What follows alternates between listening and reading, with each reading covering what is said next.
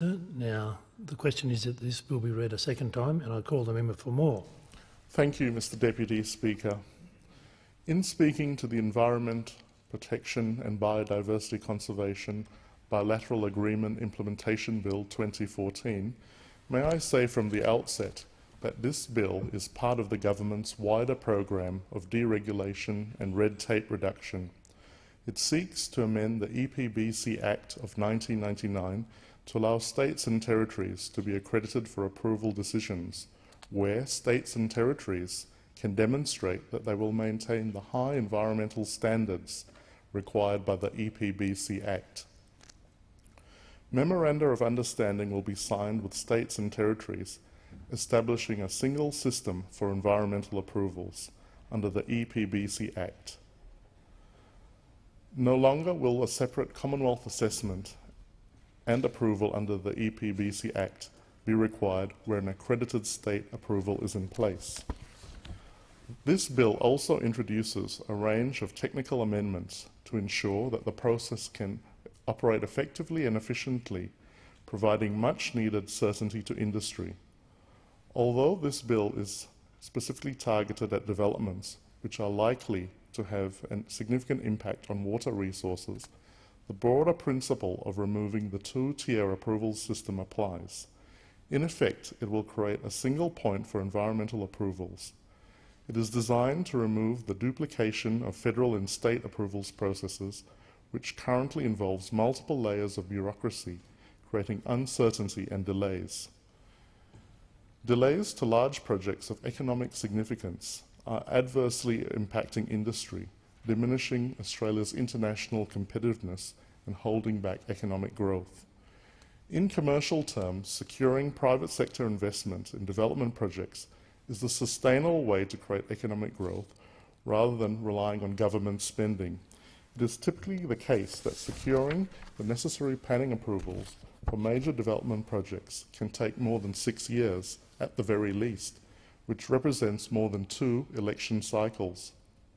By contrast, the approvals processes in many emerging nations in our region are considerably timelier, placing Australia at a competitive disadvantage in terms of attracting private investment capital for major projects. In addition, there is an element of increased holding costs, planning consultants' costs, and the opportunity cost of delays. Australia now faces increasing competition for investment capital from emerging economies in Asia, Africa, and South America. Therefore, government must implement reforms to create a more efficient planning approval system to enable Australian industry to maintain its strategic competitive advantage.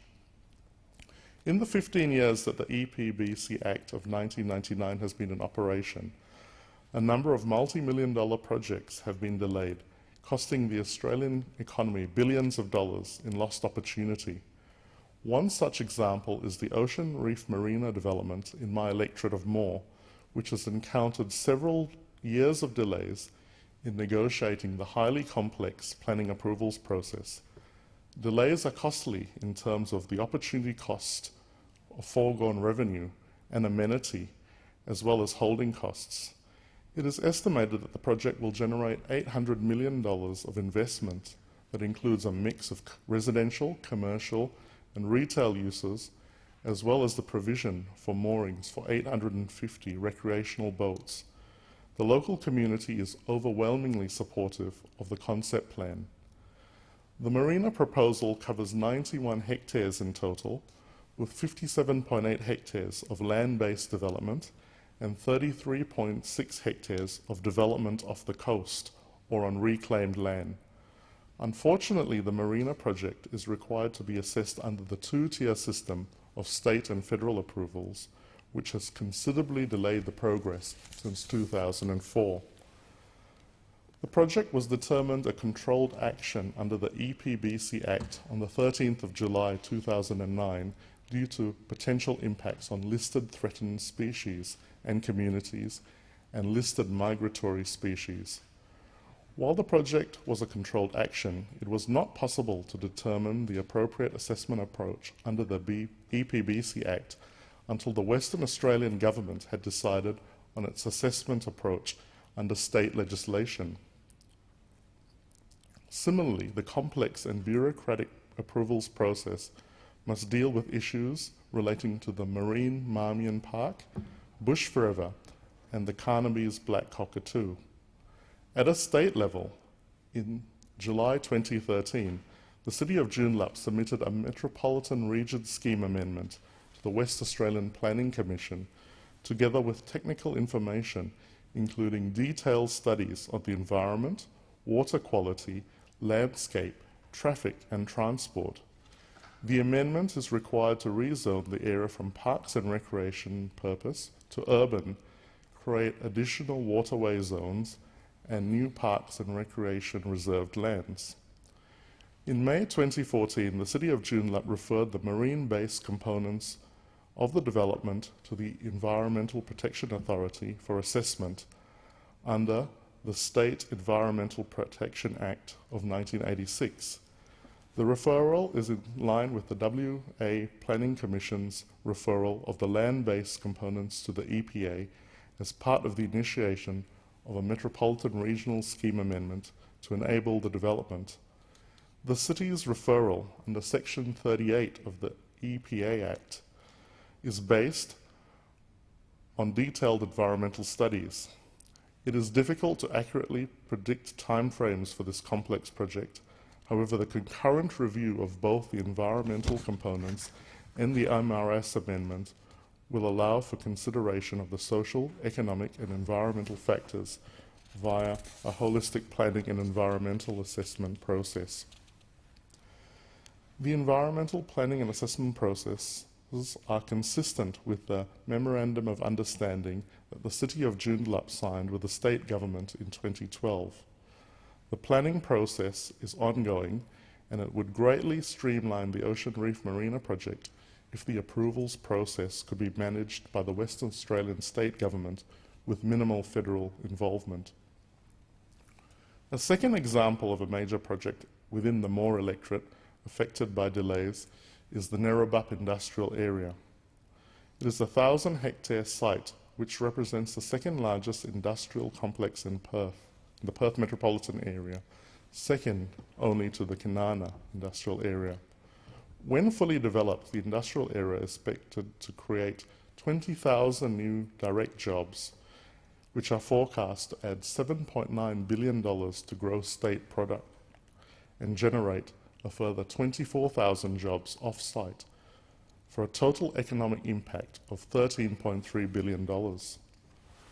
Although there has been some significant investment since 2008, including the $436 million Newgen gas-fired power station and the $110 million West B manufacturing plant, development in the industrial area has been delayed due to the same bureaucratic two-tiered environmental approvals process and the need to provide infrastructure such as road access, scheme water and telecommunications.